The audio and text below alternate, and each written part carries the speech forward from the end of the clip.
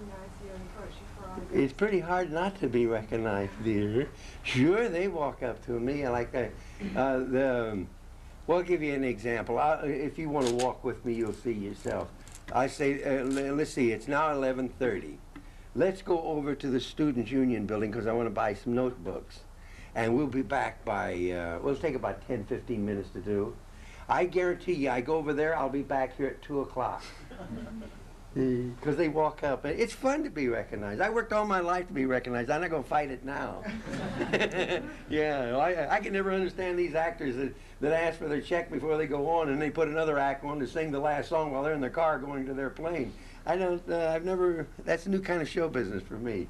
Because they're people. I mean, you paid your money to come in to see the person. They must like you or they wouldn't have bought a ticket to begin with.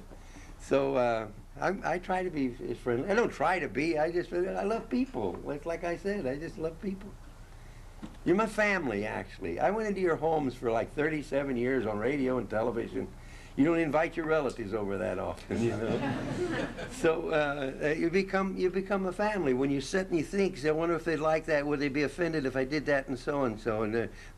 And you sort of live with it. And it must have worked out because I was on for 20 consecutive years, you know, not on and off, but I was on every week. And yes, dear.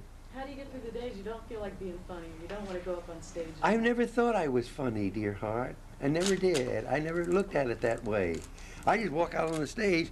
I get tired. I'll tell you something that even the little lady that was with me, she was with me 4 years ago at a college over in Eastern Illinois. For 37 years, I've worn steel braces on my legs, and no one ever knew it. See? I have no cartilage in between my kneecaps. I don't have them on today, but I wore them yesterday on all the way over and stuff. That's why I said I'd rather sit down, you know, when I was doing this.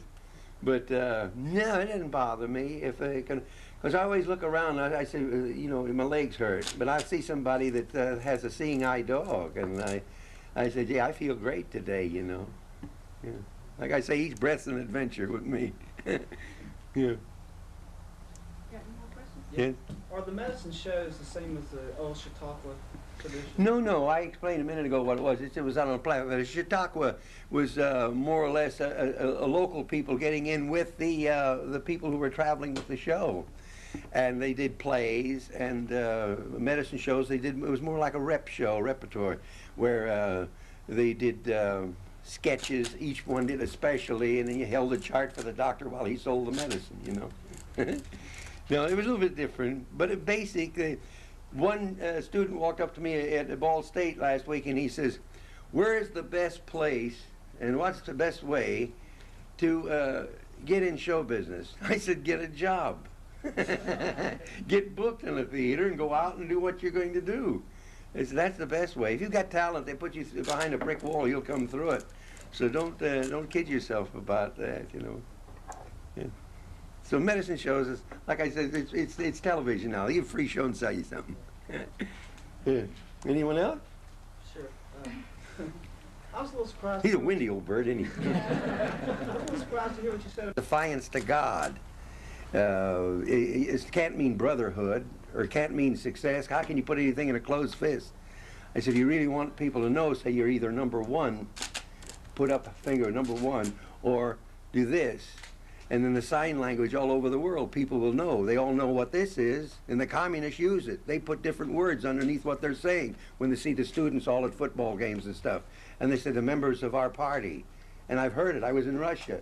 But if you do this, it means, I love you. It's a sign language for the deaf. And all over the world, it means the same thing. So why can't they do that when they make a touchdown or something? If you'll notice some of the college games back east more, you'll see them doing that more, where they're using this and instead of, hey, man, that stuff. Yeah. Has there ever been a period of your life when you were publicly political? Or no, I don't get into politics. I don't pick on politicians. Why should I? They ain't done nothing. I said I was at the White House while Carter was in office, and I did Clem Kadiddlehopper, and he took it personal. And I said I met Billy Carter. He's one peanut short of a full bag. I use lines like that. You know. But no, I stay away from politics. I write for politicians. I wrote speeches for Kissinger, wrote for Nixon. I've sent things to Reagan. When Mr. Reagan got out of the hospital after the operation, after the incident last summer, I sent him a telegram and said, "So glad you had your operation. Now the Democrats can't say when you're going to get the lead out." Yeah. Yes. Will you be going to the football game Saturday? I'm going to ride around the track with foot. I don't know much about sports. I've been busy all my life, and I really never got like with baseball. Everybody was talking about the baseball strike. Well, to me, baseball, I thought a pop fly was a male insect with a blessed event. I don't know. No, I don't know much about sports. I think it's a great outlet for people to yell and scream and get this their feelings out in the open, and I think that's great. But I don't know much about the game. Didn't you play the part of a songwriter who loved baseball? Yes, It was 3 little words. I played Harry Ruby with Fred Astaire. Yeah. I know that's so beautiful. Oh, I know. I did a movie, Whistling in Brooklyn, about the Brooklyn Dodgers, where I was a baseball player and stuff. But I don't know anything about the game, you know. And boy, and some of the tricks they pulled on me were pips too. They got a good sense of humor. Like they gave me this new pair of shoes, you know, the first day of the picture, and the team wanted to give it to me. And they were all sitting around the locker room at that Ebbets Field in those days when I made the picture, yelling, mouthful of tobacco, and as soon as I got my shoes on, they only went. Every one of them spit on my nose. That's a good, clean sport, you know. But they're fun, all those guys. They're fun. They don't have it. Oh, and everybody has it rough, you know. As they, like even in my painting. Look at Michelangelo.